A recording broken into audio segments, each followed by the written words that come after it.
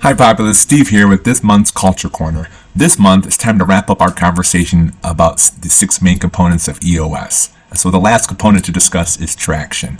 Well, what is traction? Traction means taking discipline and accountability into an organization becoming great at execution, taking the vision down to the ground level. A LinkedIn article put it well when it said it's about taking all that we've learned and putting it into practice, right? It's where our talking stops and the doing begins, right? It's where we can step back and see our vision all the way at the ground level. So everybody, and we mean everybody, is playing their part, right? Some of the tools we use to boost traction here at Populist, of course, are our quarterly rocks that we assign to every L10 participant, and of course our meeting pulse, which mainly have to do with our scorecards, issues, and the to-dos that arise out of those issues. Okay, so at the end of the day, we are growing and we are making life better through quality partnering.